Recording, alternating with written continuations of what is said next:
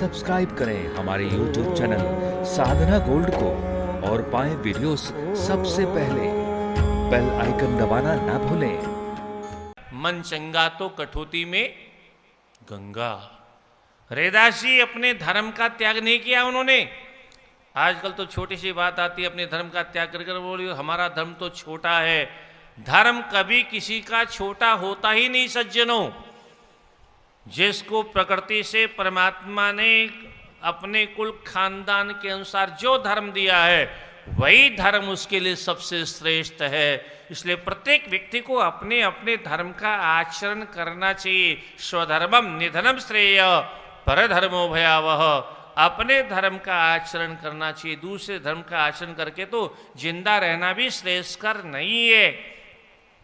पर आजकल लोग अपने धर्म को छोड़ करके दूसरे के धर्म को अपने गले में डाल लेते हैं और उसका परिणाम केवल नरक में जाने के अलावा कुछ नहीं होता है। रैदास ने जूता गांठना कभी नहीं छोड़ा, परंतु वहां पर भी उनका मन इतना निर्मल था, इतना निर्मल था कि मन चंगा तो कठौती में गंगा। उनके गंगा जी कठौती में जिसमें वो जूती धोते थे, चमड़ी धोते थे, उसमें हर हर गंगे हर हर गंगे हर हर गंगे की ध्वनि आती थी। ऐसा अद्भुत प्रभाव था उस जल का सज्जनों। एक कथा ध्यान में आ गई। एक बार गोरखनाथ जी महाराज रैदास जी के पास पहुंचे और कहा बाबा थोड़ा जल देना। तो वही कठौती का जल उठा करके वो राधे राधे उनके कमंडल में दे दिया जिसमें जूतियां पड़ी हुई थी, चमड़ी पड़ी हुई थी। गोरखनाथ ने कहा बाबा भी कमाल है कि चमड़ी का जल पीने लायक होता है। कुछ बोले तो नहीं, जानते थे सिद्ध महापुरुष है, भगवान के अनन्य भक्त हैं, इनका अपमान करना ठीक नहीं है। पर जल पिया नहीं, जल को उसी में रखे रहे और वहां से चले गए। कबीरदास के यहाँ पहुंच गए। जय जय। और कबीरदास के यहाँ पहुंच करके कबीरदास से कहा, वो बच्ची थी उनकी कमालिन, उससे कहा कमालिन जरा जल लाना। तो कमालिन ने कहा बाबा कमंडल दो। तो कमंडल दिया तो कमंडल में जल रखा था। बोले बाबा ये तो जल से भरा है। अरे बच्ची वो तुम्हारे चाचा है ना, रैदास चाचा, उन्होंने वो चमड़ी वाला जल डाल दिया इसमें। वो तो बड़ी सिद्ध थी, वो जानती थी कि रैदास तो परम सिद्ध हैं, इनकी चमड़ी की उस कठौती में भी गंगा रहती है। गट गट पी गई उसको और फिर धो करके दूसरा जल ला के दिया। गोरखनाथ जी ने उस जल को पी लिया। एक बार घूमते घामते गोरखनाथ जी काबुल चले गए।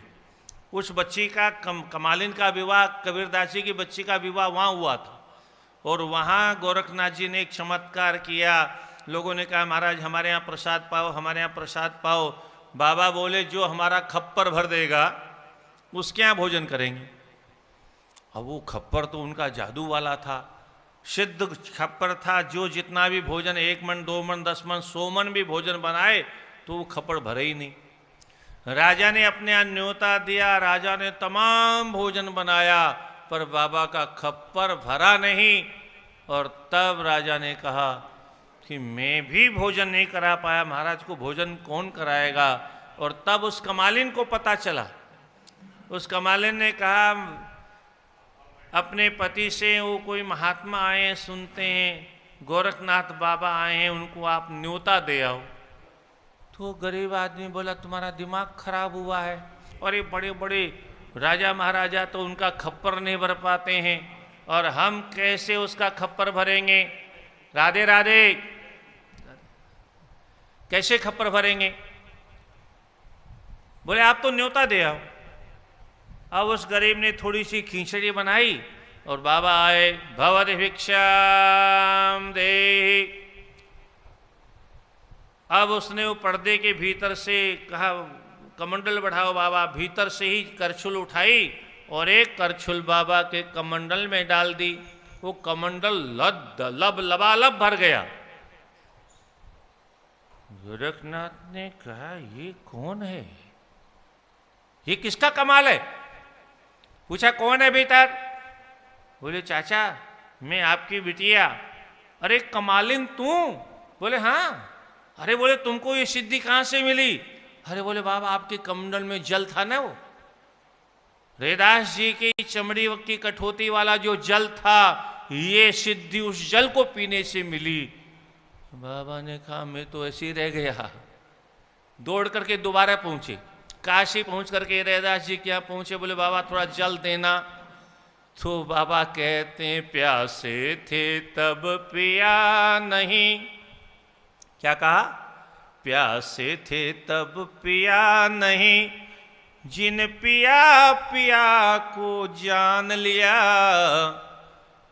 भोला जोगी फिर मत वाला वह पानी मुल्तान गया। अब कहाँ रखा है? तुम तो अपने अहंकार में डूबे थे, अपनी सिद्धि में डूबे थे। जिसने पिया उसने पिया को जान लिया, पिया माने परमात्मा को जान लिया। और तुम भोला जोगी फिरे मत वाला, तुम मतवाले होके घूमते रहे अपने अहंकार, सिद्धि के अहंकार में। अब वो पानी कहाँ है? वह पानी मुल्तान गया, वो तो कमालिन पी गई। तो कहने का तात्पर्य महापुरुष लोग अपने धर्म का आचरण करते हुए भी भक्ति के वश में परमात्मा को कर लेते हैं और इतनी बड़ी सिद्धियां उनको प्राप्त हो जाती है, एक सामान्य जीव को नहीं प्राप्त हो सकती। सज्जनों,